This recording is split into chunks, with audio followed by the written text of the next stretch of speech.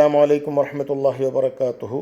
ഖസായിസുൻ നബി സല്ലല്ലാഹു അലൈഹി വസല്ലം ഭാഗം 32, ഹദീസ് നമ്പർ 72.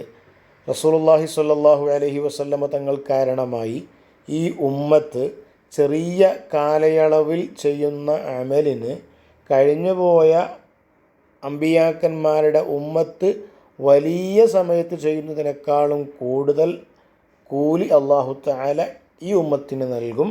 അതിന് കാരണം റസൂലുള്ളാഹി സ്വല്ലല്ലാഹു അലൈഹി വസല്ലമ തങ്ങളാണ്. നബി സല്ലല്ലാഹു അലൈഹി വസല്ലമ തങ്ങൾ പറയുകയാണ്, ഇന്നമാ ബഖാഉക്കും ഫീമ സലഫ ഖബ്ലക്കും മിനൽ ഉമം. ബുഖാരി ഇമാം ഉദ്ധരിച്ച ഹദീസാണ്.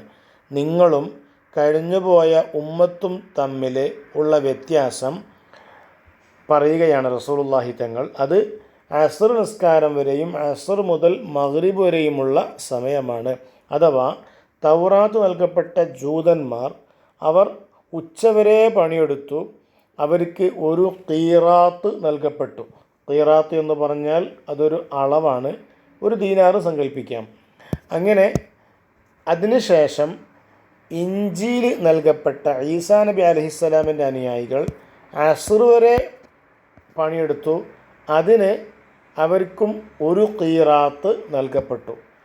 അതിനുശേഷം അസ്ർ മുതൽ മഗ്രിബ് വരെ പണിയെടുത്തത് റസൂലുള്ളാഹി സ്വല്ലല്ലാഹു അലൈഹി വസല്ലമ തങ്ങളുടെ ഉമ്മത്താണെങ്കിൽ അവർക്ക് നൽകുന്നതോ 2 ഖീറാത്താണ് നൽകുന്നത്. 2 ഖീറാത്താണ് നൽകുന്നത്. അപ്പോൾ അഹ്ൽ കിതാബിൻ്റെ ജൂതന്മാരും ക്രിസ്ത്യാനികളും അവർ ചോദിക്കുന്നു, ഞങ്ങൾക്ക് ഒരു ഖീറാത്ത് നൽകുന്നിടത്ത് എന്തിനാണ് ഈ ഉമ്മത്തിന് 2 ഖീറാത്ത് നൽകിയത്?